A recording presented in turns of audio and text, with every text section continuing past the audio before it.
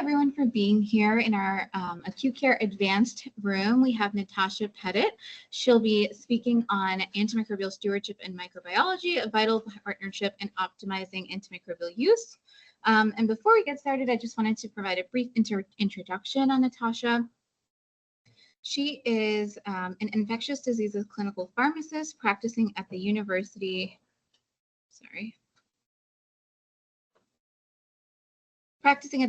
of Chicago Medicine. Her current roles include pharmacy director of the Antimicrobial Stewardship Program and clinical pharmacy coordinator for infectious diseases pharmacy services. In her current position at UCM, she works closely with microbiology lab leadership to optimize antimicrobial susceptibility reporting and is involved with hospital-wide laboratory stewardship efforts. She's also involved with CLSI as a member of the CLSI antifungal reporting group and has collaborated with clinical microbiology colleagues in providing webinars regarding partnering with the microbiology lab in implementing updated CLSI guidance. So with that, I'll pass it over to Natasha.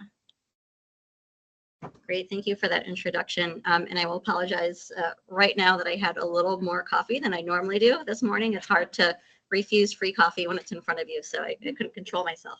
All right, so yes, today we're going to talk about ways in which antimicrobial stewardship and the microlab can collaborate to optimize antimicrobial prescribing. I do not have a disclosure slide, but I will just state that I do not have any conflicts of interest with respect to the contents of the information that we are going to review here today. As far as the objectives, hopefully at the end of this presentation, you all should be able to describe the role of the microbiology lab in antimicrobial stewardship, identify stewardship targets in the pre-analytic phase of infection diagnosis, review potential strategies for optimizing antimicrobial susceptibility reporting, and also develop processes to ensure effective use of rapid diagnostic tests. I think many of us in this room are quite familiar with the fact that antimicrobial stewardship can only be accomplished through the efforts of a multidisciplinary team. And so what I've listed here is really all of the key players that we work with on the stewardship team to make sure that we're achieving the goals and outcomes of our programs, and highlighting specifically, obviously, for this talk, our microbiology friends. So namely quite important in terms of establishing guidance for diagnostic testing, which obviously has implications for future decision-making about how we manage infections, and then also, of course, reporting antibiotic susceptibilities and rates of resistance. So when we think about the sequence of events that occur from the point of a provider deciding which test to send to the point where we have enough information to make a diagnosis and make a determination about what appropriate interventions are, you can see that there's some overlap or areas of interest from both the antimicrobial stewardship perspective as well as the microbiology laboratory. And where I think you have points in which there is the greatest potential for collaboration with the microbiology lab and antimicrobial stewardship would be looking at making sure that we're sending the right tests at the right time. We know that's very important from a stewardship perspective. If the wrong test is being sent, then wrong decisions can be made about prescribing of antimicrobials. And I think once you're at the end of looking at result interpretation, this is where we can work a lot with our microlab to help ensure that we're providing the right guidance to our clinicians to make sure that they're able to interpret the results of the laboratory tests that are sent. When it comes to antimicrobial prescribing, we know that there are generally 5 Ds, right, to optimize our antimicrobial prescribing. And what I'm going to show you here and what this table is showing is where I think the microbiology lab can certainly contribute to each of these components of optimal antibiotic prescribing. So the first D being diagnosis, obviously sending the right test, as already mentioned, making sure that the specimen collection is appropriate and consistent with laboratory standards. I've also listed biomarker testing, and you might be wondering, hey, that's not technically microlab, but maybe, right, depending on where you are. But also I'm going to show you an example of how you can actually add biomarker testing in to sort of a schematic to make sure that you're optimizing the use of laboratory testing as well. And of course, rapid diagnostics, which is a really hot topic in the world of ID. The second D of antimicrobial prescribing optimization is to make sure you're choosing the right drug. Obviously, we know susceptibility testing from our microlab friends is going to help us make that decision. And we also know we need to work very closely with the microbiology lab as well in terms of providing antibiogram data, and that helps with selection of empiric antibiotics. And of course, also through drug-resistant surveillance, that also may help us make generalized decisions about what is an appropriate empiric antibiotic to use, for example. Dosing, we know that minimum inhibitory concentration, or MIC, reporting can be helpful with that in certain clinical scenarios or with certain antimicrobials. That MIC value might help us choose more appropriate or targeted dosing schematics. And this is where we can also work with microbiology or microlab to add comments actually in the actual reporting screen, if you will, of your electronic health record, right? Adding those comments or those nudges to make sure that providers know which is the appropriate therapy to choose, or maybe even nudge them to consult infectious diseases or antimicrobial stewardship if it's a more difficult to treat infection. I think duration, you could actually put rapid diagnostics here as well with biomarker testing. I'll give you some more examples as we move forward in the presentation. And of course, the last D of antimicrobial prescribing is de-escalation. And we know that, how the lab decides to report certain pathogens, if it's clear based on the scenario that it's likely a contaminant, then imposing interventions there to make sure that it's clear to the providers that also we think that this is a contaminant, you probably don't need to start antibiotics. And this is where you can also consider strategies like cascade or selective reporting that helps to kind of direct prescribing to maybe more narrower spectrum antibiotics, or to antibiotics that are only appropriate for certain infectious sources. So for this presentation, these are really going to be the discussion points. I think you could maybe even find some other areas in the process of laboratory diagnostics to having enough information to make decisions about treatment. There's probably a lot of other collaborative opportunities, but for the purpose of this talk, we're going to focus on these three particular items. And the first being test selection, which is the main step in that pre-analytic phase, right? Before we even necessarily know what infection they have, but we have our suspicions and we're going to choose a test to send. So which test is best? And then we're also going to focus on susceptibility reporting as well as rapid diagnostics and biomarkers, which really falls into that post-analytic phase where we're really looking to focus our efforts or collaborative efforts on making sure that we're communicating results in a meaningful manner and also provide guidance for interpretation. So in terms of test selection, or that pre-analytic phase, right? So making the diagnosis, what test do we send? How do we send it? These are the biggest considerations here. And obviously, so test selection, we know this is just simply put, selecting the appropriate test for the clinical syndrome.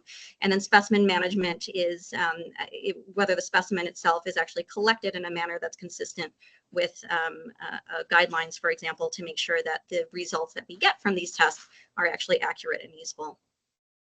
So what are some of the challenges or pitfalls that occur during this pre-analytic phase? Sending the wrong test. And so our examples here are sending a urine culture in an asymptomatic patient, sending that C. diff PCR test for an unformed stool. And we also see a lot of issues with specimen mismanagement. And whilst antimicrobial stewardship is certainly not necessarily the ones to provide this guidance, it's important to work with our microbiology lab to make sure that this guidance is available and it's viewable and it's accessible to providers, so that we can make sure that these tests that are being sent, right, they're going to have significant implications for decision making when it comes to treating infections, right, are actually sent in a way that, again, are going to be accurate and useful from a clinical standpoint. So what are things that we can collaborate on with the microbiology lab during this pre-analytic phase? So I kind of already mentioned we should have guidance, right, on making sure that we're sending the right tests, that we have proper specimen management. So making sure that there is a microbiology laboratory policy manual. And that manual should ideally address test selection. So when is it appropriate to actually send a urine culture? Outline that we shouldn't be sending it in most patients if they don't have any urinary symptoms. It should also outline any details with respect to specimen collection and transport. I mean, how many times do we see a blood culture get rejected, delayed because it wasn't put in the right bottle, it wasn't provided in the right volume? And those are great examples now, because I don't know who else is dealing with this BD blood culture shortage bottle shortage, but it's something that we need to be a lot more mindful with. So there are guidelines to provide best practices for specimen management. For example, rejecting specimens that are of poor quality. So if it wasn't sent right, it's going to get rejected. Do not report full identification of organisms for which there are more than 3 pathogens present, because that might indicate that we're looking at contamination here. Cultures, ideally, I think we all know this and appreciate, need to be collected prior to starting antibiotics. It's important to perform susceptibility testing only in clinically significant isolates. So one thing that we do at University of Chicago, for example, if it's like coag-negative staph growing in 1 of 2 blood cultures, right? Don't even report susceptibilities, because we don't want providers to think, oh, there's susceptibilities, that must mean I need to treat it, right? Because sometimes that's kind of the train of thought. And we should be establishing processes to ensure that specimens are labeled accurately and completely. I think we've all, at least any clinicians in the room, have felt that frustration of seeing a culture result, but then you have no idea where it was from. So it kind of removes the value of that information. I'm not going to read through all of this, but I just wanted to show you an example of the guidance that is out there, for example, for when blood cultures are obtained, right? So clinicians need to be aware of when is it appropriate to send this test, but then also for nurses and phlebotomists, providing that guidance on how that specimen needs to be collected, ideally, because if these steps are not followed, there's a higher chance that you're going to get contamination.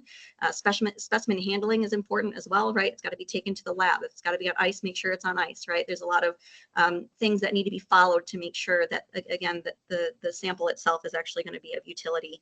And of course, providing some guidance on interpretation, for example, helping providers determine whether or not they're looking at the potential of a contamination or not. And as an FYI, there are updated guidelines from IDSA and the American Society of Microbiology that provide that sort of guidance, as I showed you as the example for blood cultures, but for other specimen types as well. So you might want to take a look at that.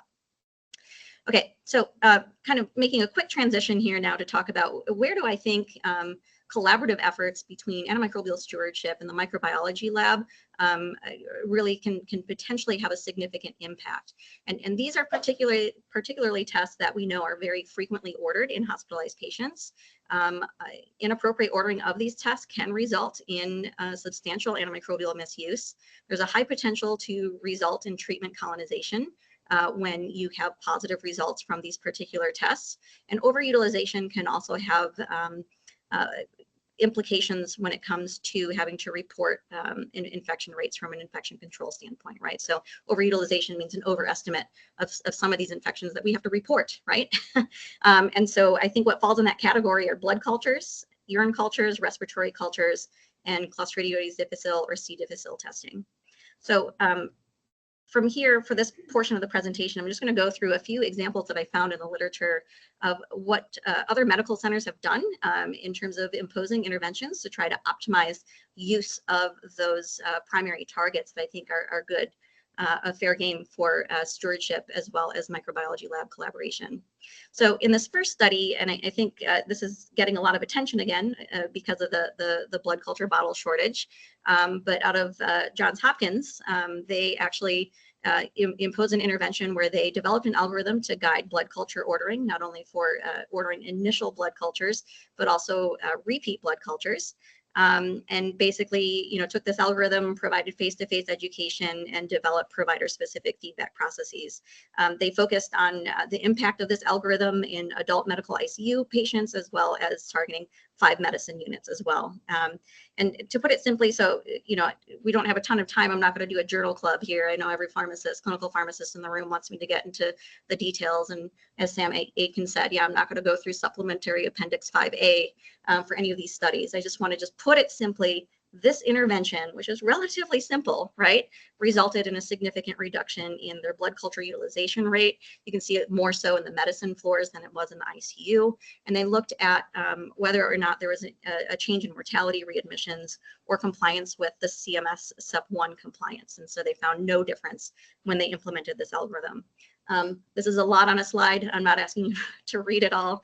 This is just to show you the algorithm. It actually is not as complex as it looks. They just have both the algorithm for when it's appropriate to send an initial blood culture and when it's appropriate to send repeat blood cultures for documentation clearance. And basically all they did is create pocket cards. They put posters up in rooms where the computers were, where providers were placing orders for blood cultures. They provided some face-to-face education, and saw a pretty significant impact on their use of blood cultures. So this is going to be very important. We're looking at doing something like this here at University of Chicago imminently because of this blood culture bottle shortage. Another VA study looked at reducing inappropriate urine culture ordering, specifically just implementing the requirement at the point of order entry to select an indication for why the provider was sending the urine culture to begin with. And they saw a significant reduction in the number of urine cultures sent and no changes in patient bed days or clinic visits because they looked at both inpatients as well as outpatients. I'm sorry if this is maybe blurry. It's blurry on this screen, maybe not up there. But importantly, what it is, right? So this is the order entry screen. So when a provider goes in, wants to order a urine culture, it's providing the education right up front saying, don't do this if they don't have symptoms that are consistent with a UTI, right? So as we know, cloudy urine or discolored urine, those are not technically true urinary tract infection symptoms. So kind of providing that immediate education up front. Don't do this if this is what you think you're ordering it for. But if you still want to move forward with it, because it is appropriate to order this urine culture, and they actually had to select from a laundry list of specific indications for why they were sending it. And then basically, as I was reading their methodology, they didn't exactly go back and audit and everybody, did they select the right thing or not? But ultimately they saw a reduction in the number of urine cultures sent. And so I'm not really even getting into the stewardship metrics here, but I think we all know if we've reduced the number of urine cultures, then we're going to see a lot less use of antibiotics for urinary tract infections. And I say that with air quotes, because as we know, a lot of times UTIs get diagnosed and it's not really a UTI. Okay.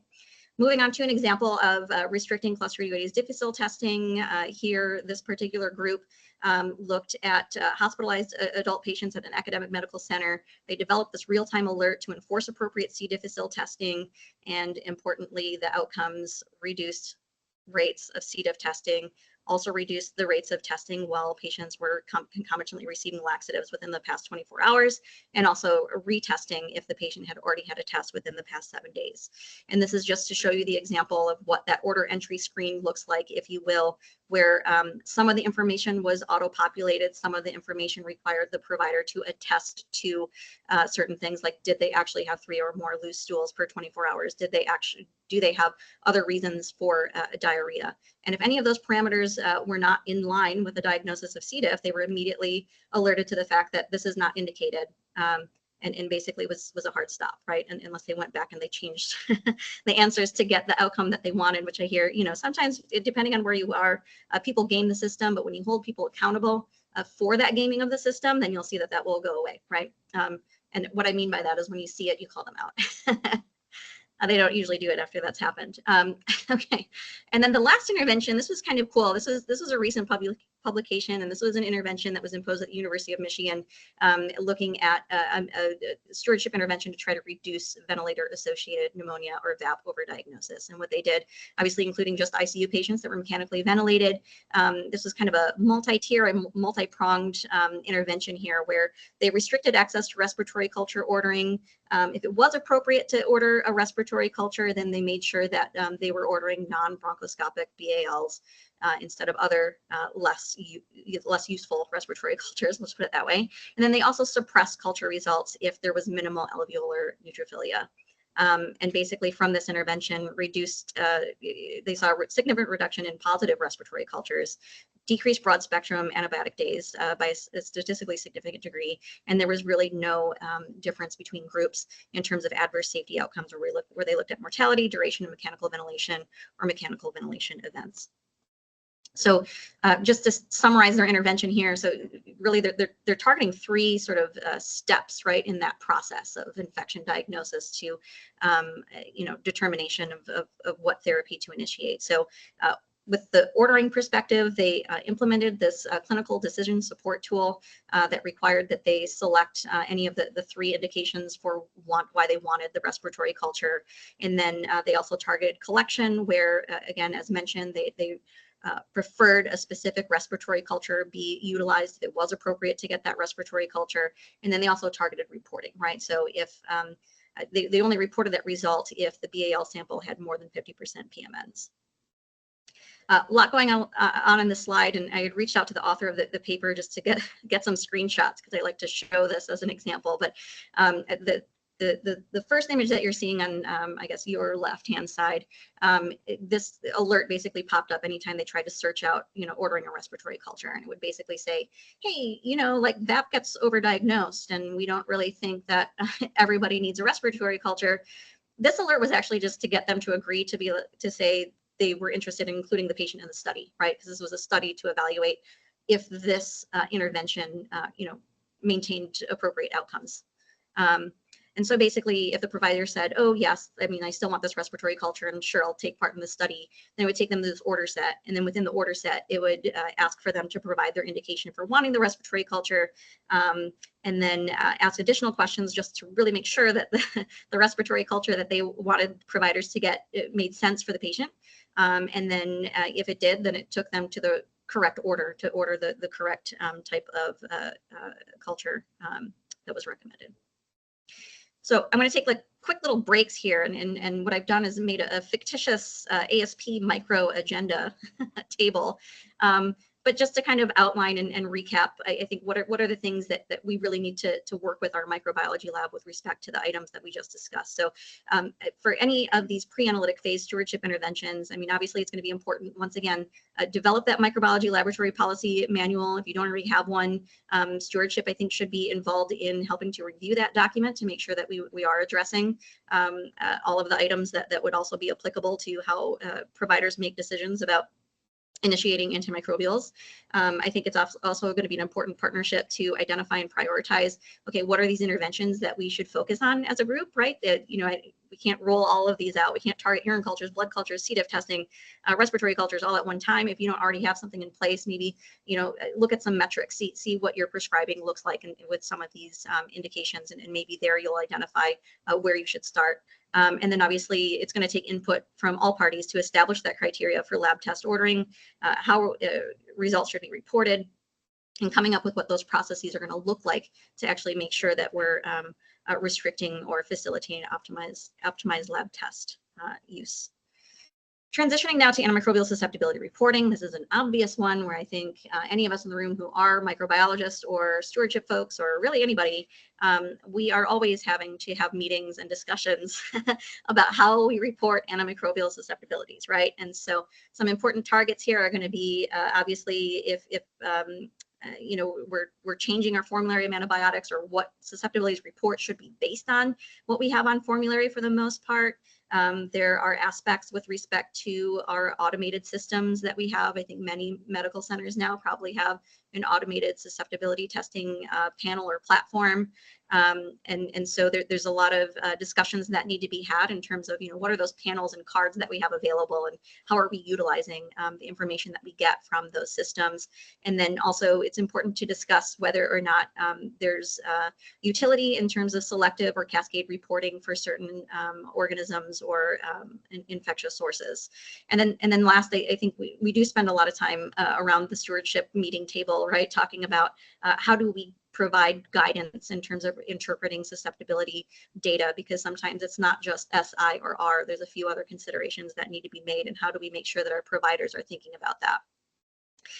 So just a quick comment, though, on these automated susceptibility testing platforms, if you will, just to kind of paint the picture of how complicated it actually can be to come up with a decision, for example, of which panels or cards or list of susceptibilities that we make available through the automated systems that we have in place. And just to point out, so what I've listed are the four main automated susceptibility testing platforms that are available. And you can see that there are more than a handful of gram-negative panels to consider, more than a handful of gram-positive panels to consider. you got to talk with your microbiology lab. Stewardship folks need to be at the table to make sure that you're actually selecting a card that is most applicable and most useful. And this is just to show you how much of a jigsaw puzzle this is. This is just an example, but if you happen to have Vitek too, you can see that, and this is just looking at gram-negative cards, you're gonna have to go through and figure out, wait, is it gonna have this antibiotic or that antibiotic? Does it have the antibiotic that I want?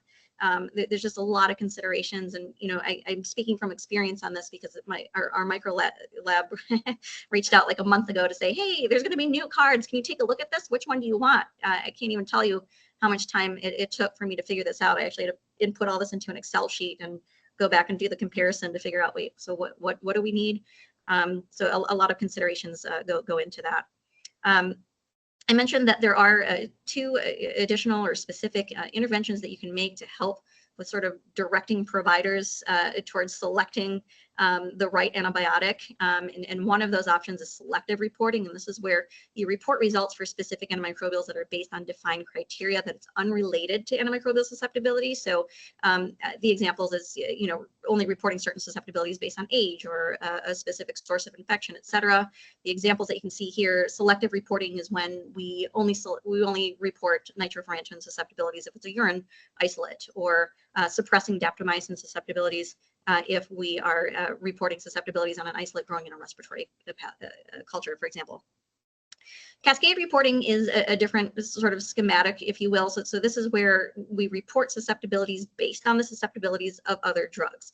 And it's basically designed to sort of facilitate consideration of the use of narrower spectrum agents up front or first. And so examples would be only reporting meropenem if you have a pseudomonal isolate that is resistant to cefepime or piperacillin tazobactam, or reporting extended spectrum cephalosporins for Enterobacterales only if you have cefazolin and or ceftriaxone resistance. And for those who are a little bit more visual, just kind of putting it together. So basically you're deciding different tiers of antibiotics. Tier 1 is going to be your narrowest spectrum antibiotic. Then you only move on to reporting tier 2 if you have resistance to tier 1 antibiotics, and so on and so forth, right? And it will just say, like, whatever you decide to put into these different tiers, this is a big conversation that you need to have between microlab and stewardship as well. And this is just to give you as an FYI, if you're looking for examples of how can I implement cascade reporting or selective reporting, and what are cases or situations where there's CLSI guidance in terms of what you should be considering. This is all available in the CLSI M100 document in table 1. So I would recommend looking at the examples that they have there. And obviously it's going to require some customization according to your medical center as well as what you have on formulary. And as an FYI, this is certainly something that is endorsed by, and I guess I need to slow down and specify, selective and cascade reporting is specifically recommended by IDSA and SHEA in the implementation of stewardship guidelines. So at least kind of the guidelines give a nod to the fact that these are interventions that we really should be considering having in place at our medical centers. I had mentioned another way that we can sort of influence or facilitate better decision making when it comes to interpreting susceptibility information. I'm just giving 2 examples here. One thing that we do it can be at the point of organism identification, right? So whenever we do identify that a patient is growing Candida auris, right, we know species identification way before we know susceptibilities. And we've had some issues where providers are not really aware of what the Candida auris susceptibilities typically look like, and they keep them on fluconazole. So we decided, let's add a comment that says, hey, this is Candida auris. It is likely resistant to azoles. It's important to have this patient on enokinocandin until you get susceptibility information, and then also nod to our ID consult service that they should probably be brought on board because this is a difficult to treat infection. You could also consider having interpretation guidance once you do have organism susceptibility data, and maybe even use that to provide your dosing guidance. And this is a great example with vancomycin-resistant Enterococcus faecium, or VRE, for daptomycin. As we know, susceptibility is only reported as susceptible dose dependent. Most people who are not in the world of ID do not understand what SDD means when they see that. And so providing that additional commentary like, hey, this is susceptible dose dependent. This is what this means. This means you have to dose a little more aggressively. And then once again, because that dosing is so nuanced, you should probably talk to ID about it, or stewardship. All right, so putting together that agenda of items that we probably want to discuss as it comes to susceptibility reporting. I think when it comes to selecting that AST panel or card, you got to talk about feasibility. Can I have multiple gram-negative cards? Because that's what I asked my microlab. I'm like, I'd like 2 of them to get everything that I want, right? But is that possible? Do I really need to hone it down to one. Those are things that you're going to need to negotiate with your microbiology lab colleagues. One thing that I do recommend looking at is evaluating the frequency in which antibiotics need to be added on. If you find yourself having to add on susceptibilities all the time, you should probably relook at what card you have, because that's an expense to the microlab every time they have an add-on. I recently joined a lab stewardship committee, and one of the things that was brought up is ID keeps asking for all of these add-on susceptibilities. And when you actually see that dollar amount, it's like, oh, maybe we should have some cards that just give us that information, and I'm not asking for this separate data that also takes a little bit longer to get that information. And I think other things to discuss, obviously, the timeline, if there's enough of a change, or you're going to need to develop some education for providers, that's something to discuss as well. In terms of selective and cascade reporting, just negotiating with the microlab, what are those scenarios that you want this to have happen? I will say, from my vantage point at University of Chicago, we have issues with lab resources, and we haven't gotten to get too creative with a selective and cascade reporting. And it's something that actually we have to add to our agenda in the coming months. And then in terms of susceptibility interpretation or guidance, again, just identifying which results are going to require that interpretation guidance, and you're going to need to collaborate and get the input of both microbiology as well as stewardship in terms of what that information or guidance is. I'm kind of running short on time, so I'm going to go through the antibiogram preparation relatively quickly, because I think this could be a 45-minute topic in and of itself. But like, we know what the antibiogram is, right? It's giving us our susceptibility information, cumulative over usually a 12-month time frame. When we prepare that document, obviously we're getting information from our microbiology laboratory colleagues. We want to make sure that that information is accurate and in line with CLSI standards, which are outlined in the M39 document. As we know, there are some specific parameters that really need to be in place, and it's going to take some collaboration with our microbiology lab to make sure that we are following all of these outlined rules, regulations, and provisos as it comes to antibiogram preparation. There's also some guidance and important to consider as a group, whether or not you want to offer enhanced antibiograms. And these are basically antibiograms that are just based like unit specific or patient population specific. And then there's also the recommendation to consider combination antibiograms for areas where you might be implementing combination therapy, which we sometimes do in our intensive care unit patients. So we have an ICU combination antibiogram for gram-negative pathogens, for example. I will just point out, again, just emphasizing that guidelines support this, and so we should probably give a bit of a prioritization to considering this in terms of, yes, it's great to have an antibiogram, but even better to have these stratified antibiograms. And I do apologize, there's different nomenclature that they use. This is basically that enhanced antibiogram, so important to consider. Have that antibiogram for your hematology oncology patient population. Have an antibiogram for ICU isolates only, instead of just only offering your hospital-wide antibiogram and not honing in on more specific groups. So antibiogram preparation agenda items here, again, you got to work together to make sure that you're following those CLSI standards, right? So just for context, the University of Chicago, it's stewardship that has to put together the antibiogram, but I just work with the microlab to get the data that I need for it. But then we're, as a group, reviewing it to make sure that we are following the standards that are set forth by CLSI. Other things to discuss, what is this document going to look like? Where is it going to live? What are the antibiotic organism combinations that we're going to include in it? And then another really important point, and this is why it's so important to have microbiology lab at the table, is that, throughout the year, sometimes something might change with how they report susceptibilities, right? Or there's a change in CLSI breakpoints. And so it's good for somebody to be at the table to be like, why does that number look so low? Oh, wait a minute, it's because we changed the data or how we report something, and then our report was missing some information. It helps to kind of troubleshoot why we're seeing any changes, because we want to make sure that antibiogram data is as accurate as possible. And just to give you a few examples of things that I've come across that resulted in initial frustration of like, what is going on? But it's because something changed throughout the year that maybe I was at the table for, I actually remember discussing, but I just didn't really think about how that's going to impact the data for the antibiogram. So one example, and I don't remember the logic for this, but like 2 years ago, they decided, oh, let's report susceptibilities for antifungal agents as a footnote to the table that shows up in EPIC, right? That is the electronic medical record that we utilize. By moving it into a footnote, that meant that my reporting structure couldn't pull that data because it wasn't in a discoverable field. So I ran that report and I'm like, why do we have 0 susceptibility data for fluconazole and Candida glabrata, right? Well, we look back, they made this change, and so we were able to quickly reconcile that information. Or very recently, we changed our laboratory information system about a year ago.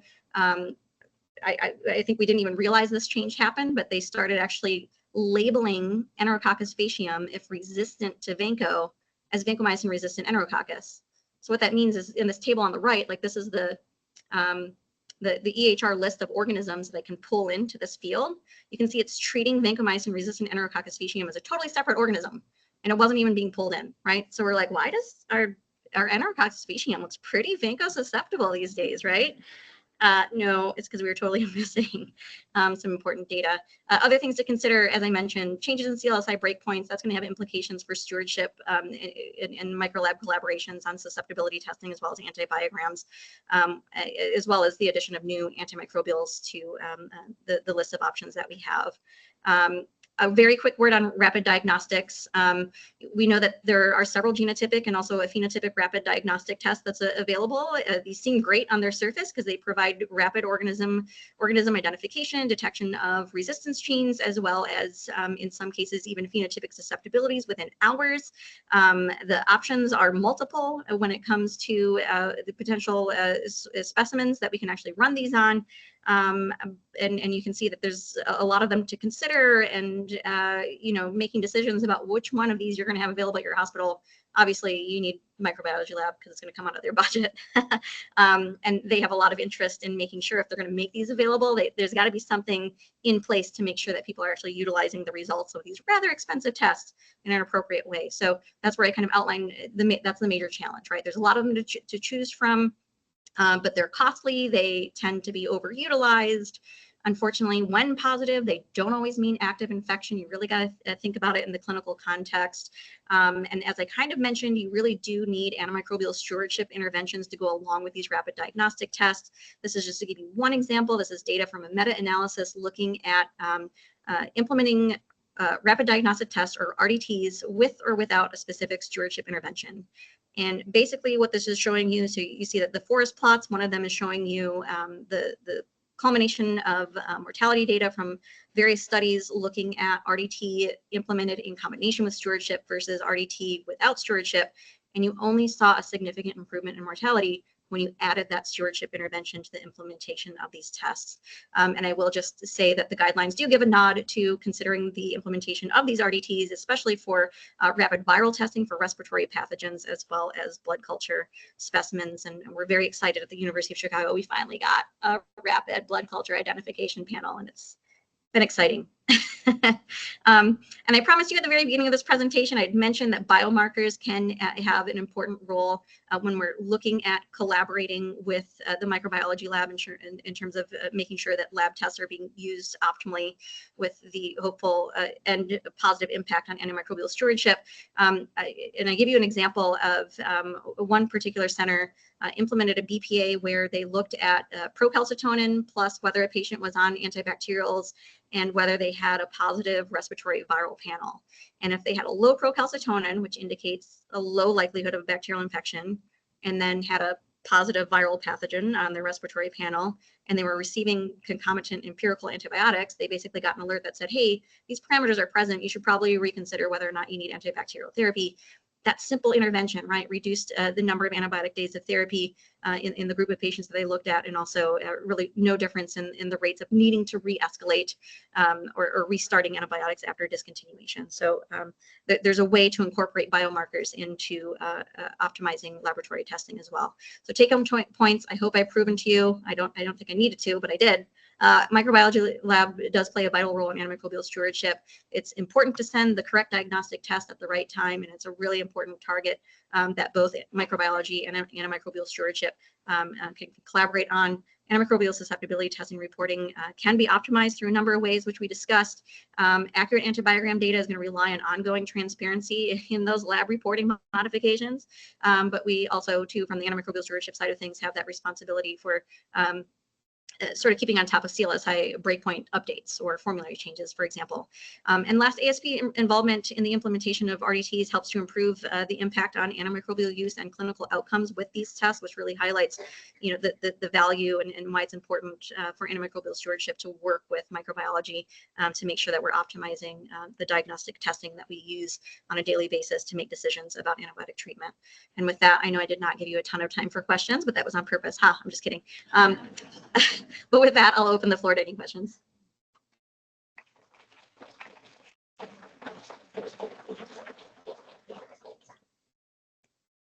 Thanks. Yeah, like 5 minutes. Yeah, right? Yeah. Or even longer. Oh.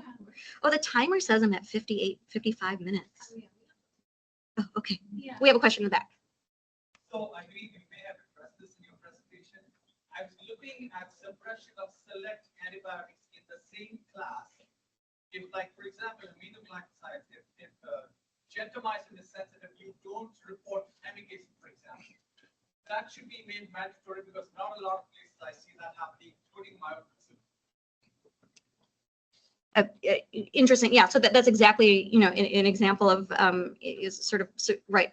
I said there would be more selective reporting because you're saying, right, if it's gent susceptible, don't report amikacin. Yeah, that's a very reasonable strategy to consider. Yes, absolutely. But honestly, who's using? Yeah. But gent's kind of fallen out of favor too, right? So because we can't even use it for technically for Pseudomonas anymore. Yes. Yeah.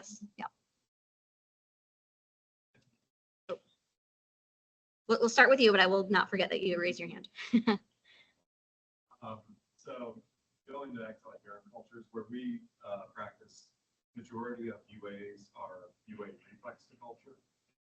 I guess what is your opinion on that? Make them always order a culture? Yeah, okay, that's a loaded question because I think I've been fighting with my microbiology lab director about that for approximately 8 years. I think the jury's not out on that. It sort of depends on what the culture is in terms of sending urine cultures. You know, I think reflexive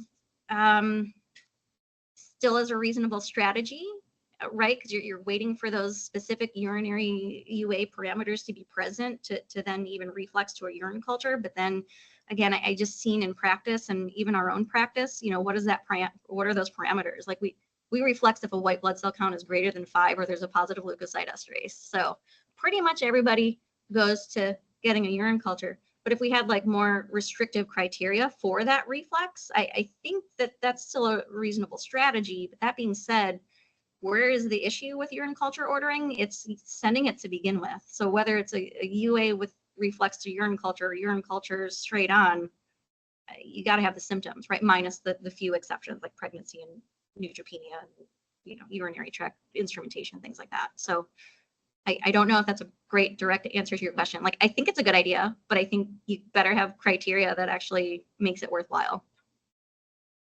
And we had a question over here.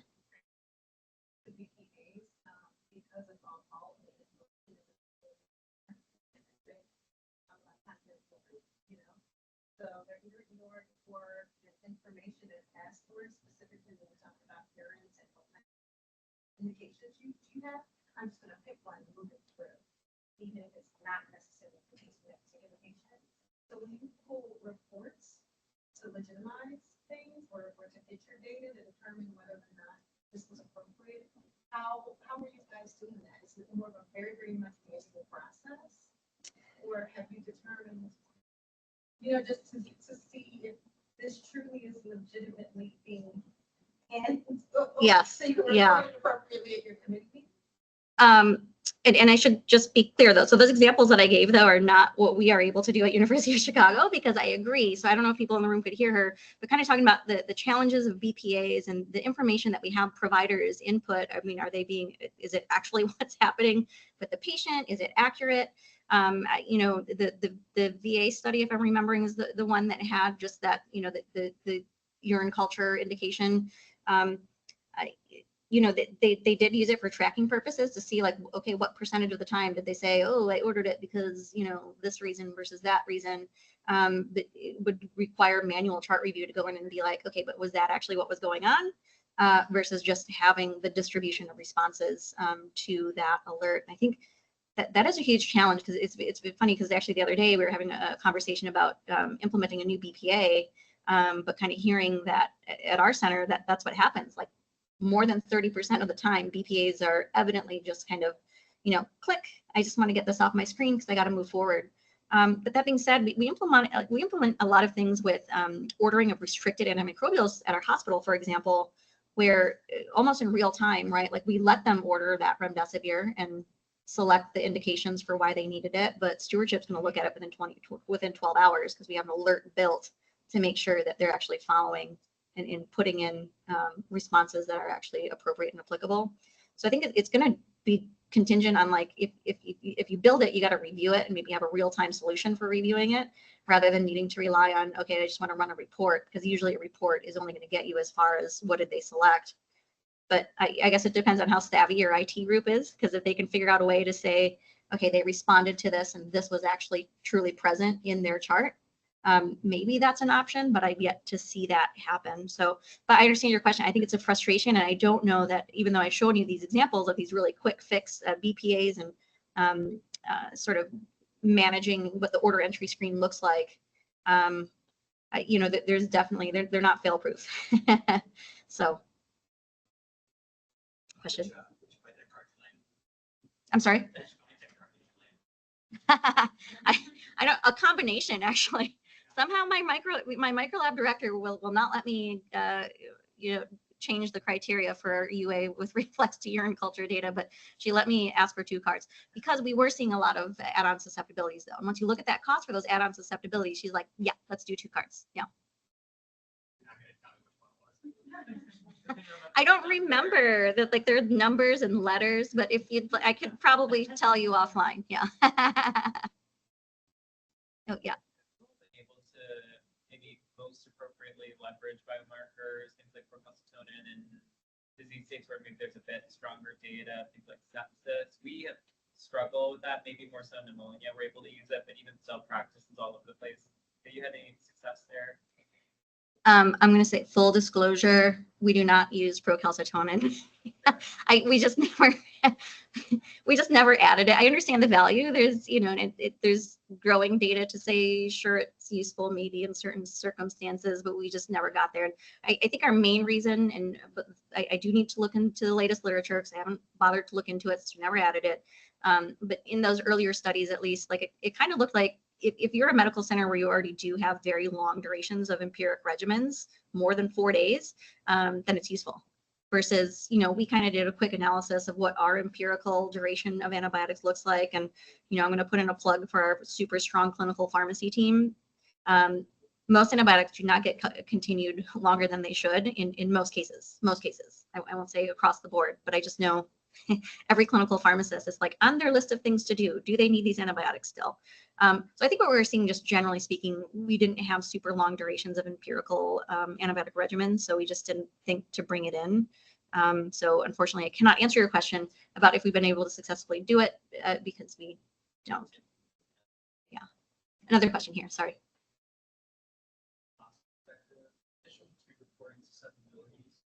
The addition of adding on MICs, like additional costs for labs. I know some EHRs will also put the MICs for some device kits. Just wasn't sure.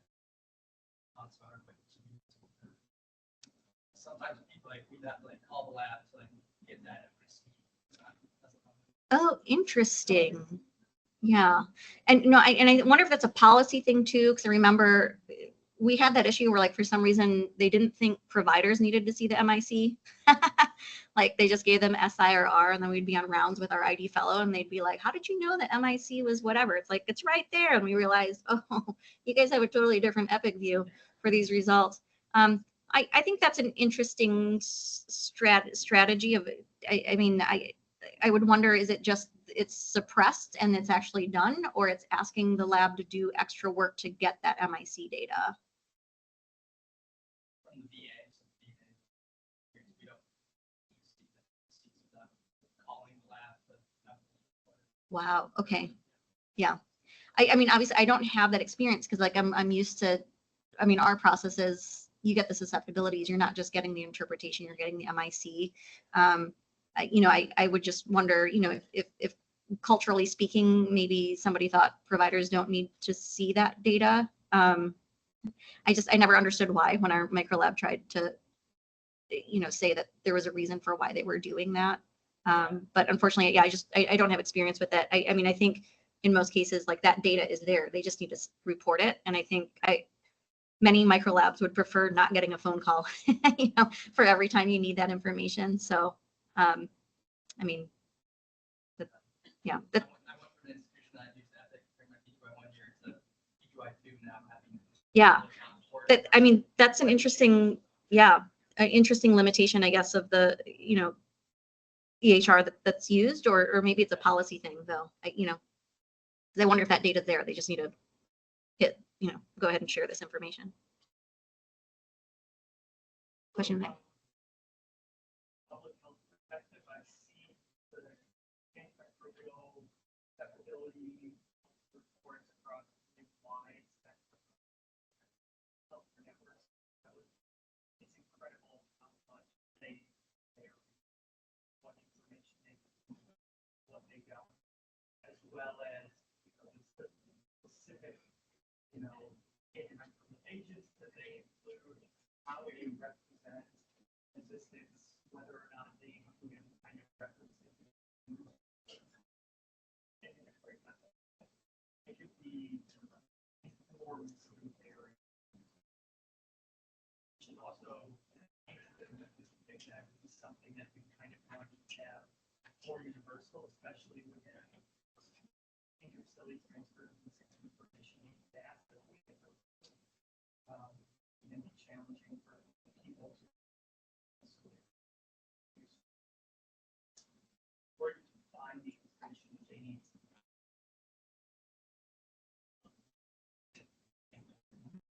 Right.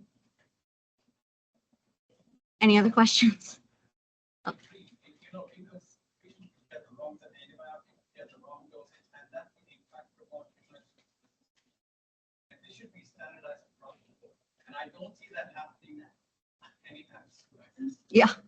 Yeah, I agree. It's astronomically, there's a huge spectrum of what information clinicians actually have available to them from the microbiology lab. And this is a very interesting conversation because I almost wonder, like, should CLSI think about at least providing guidance to standardize that at medical centers, and what are some of the things that should be prioritized? I think that could be a start, but a very interesting conversation. Yeah.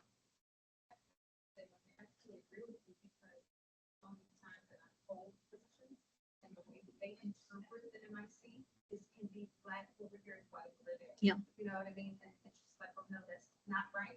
And so sometimes you'll have like directors of some of these labs that just tell them that it's acceptable, intermediate, or it's resistant. That's it. Stop worrying about what the numbers say, because they want to make decisions based on numbers. Right. And it may or may not be irrelevant or relevant. Yeah. And so that may be one of the reasons why you were sticking out. I just started. That's rationale why we don't, where our lab doesn't report it, because it muddies the water. Yeah. Okay. Yeah. Resistant or Yeah, I think there's a lot of sides to it, but I will say, like, it would be great if there was guidance from some sort of governing body, because until that's there, then it's always going to be kind of a heated discussion between microbiology labs, stewardship, and clinicians. What and how should we be reporting this information? And if you have some sort of guidance, at least that suggests this is probably best practice, then maybe that gives us a little bit more leverage to accomplish a little bit more standardization. So, all right, awesome. Thank you so much.